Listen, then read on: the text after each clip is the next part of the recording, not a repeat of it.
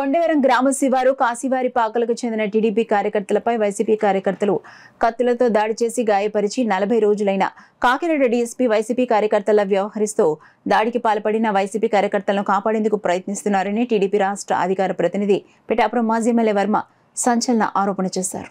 గాయపడిన టీడీపీ కార్యకర్తలు వారి కుటుంబ సభ్యులు తమకు న్యాయం చేయాలంటూ పిఠాపురంలోని టీడీపీ కార్యాలయంలో మాజీ ఎమ్మెల్యే వర్మను కలిశారు. ఆయనకు తమ గోడు చెప్పుకున్నారు. ఈ సందర్భంగా బాధితులతోనూ వారి కుటుంబ సభ్యులతో కలిసి మాజీ ఎమ్మెల్యే వర్మ మీడియాతో మాట్లాడారు. వైసీపీ కార్యకర్తగా వ్యవహరిస్తున్న కాకినాడ డీఎస్పీని తక్షణం సస్పెండ్ చేయాలని జిల్లా ఎస్పీని రాష్ట్ర పోలీసు ఉన్నతాధికారులను డిమాండ్ చేశారు. ఉన్నది మాట్లాడుతున్న వాస్తవం, ఇది ప్రజాస్వామ్యం. ఇది ఎందుకు 40 రోజులు మీరు కేసు చేయలేకపోయారు? 40 రోజుల్లో మీరు ఎందుకు చర్య తీసుకోలేకపోయారు?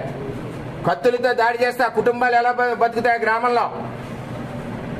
ఇది ఆలోచించవలసిన, అధికారులు అందరూ కూడా ఆలోచించవలసిన విషయం. వెంటనే డీఎస్పీని సస్పెండ్ చేయాలి. ఒక ఎస్పీ ఆదేశాలు ఇచ్చాక కూడా ఈ కార్యక్రమం అతను చేస్తున్నాడంటే, తాడిపత్రిలో సాయి ధర్మతేజ్ కేసు కూడా పక్కదారి పట్టించాడు. నేను ఆ రోజు నుంచి క్వశ్చన్ చేస్తున్నాను. నేను ఆ రోజు కూడా కంప్లైంట్ ఇచ్చాను ఇతని మీద. అక్కడ ఏమి సీసీ కెమెరాలు చూడకుండా వెళ్ళిపోయాక రాయిశ్రేరని చెప్పాడు. ఈవేళ ఈ పేదవాడు కారణం అవతల వైసీపీ కార్యకర్త. ఇక్కడ వేరేది ఏమీ లేదు. వైసీపీ కార్యకర్త ఎవడ కంప్లైంట్ ఇచ్చినా ఈ డీఎస్పీ జ్యూరిడిక్షన్లో న్యాయం జరగదు. వాళ్ళు ఎస్పీ చెప్పనండి, డీఐజీ చెప్పనండి, డీజీ చెప్పనండి. అంచేత ఈ పేదవాళ్ళకి న్యాయం జరగాలి. వాళ్ళు కూడా నా దగ్గరికి ఎందుకు వచ్చారంటే ఇప్పుడు కంప్లైంట్ విత్డ్రా చేసుకుంటా ఉంటాను. సరే, నేను కూడా దృష్టిలో పెడతాను, అధికారి దృష్టిలో.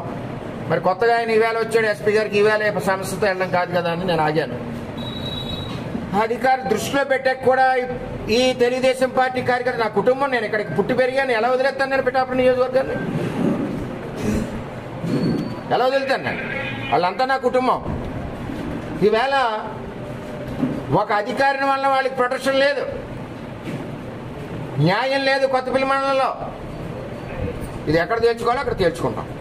అంచేత అధికారులు అర్థం చేసుకుని దీన్ని ఏమంటారు? పోలీస్ స్టేషన్లో బెయిల్ ఇచ్చి వాళ్ళకి మేళతాళాలతో పంపుతారా?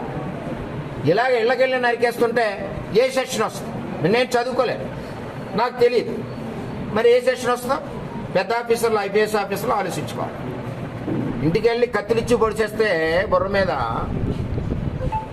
వాళ్ళకి మేళతాళాలు పెట్టి స్టేషన్ బెయిల్ ఇవ్వడమా? దీనికి సరైన సెక్షన్ ఉందా?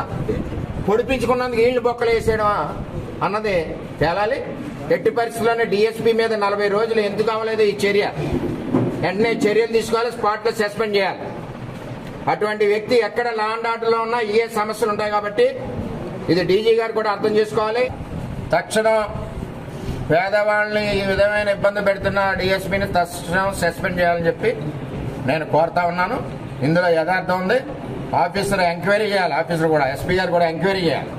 ఈ విధానం ఇదేంటి, దీని మీద ఏ చర్యలు తీసుకుంటారు? 40 రోజుల ఒక కేసుకి 40 days. ఒకవేళ స్టేషన్లో బోర్డు ఎట్టండి అంటే ఇంకా వైసీపీ గాలి ఇంకా పోలేదు కదా, ఇంకా ఆ గాలిలోనే ఉంది పోలీసు.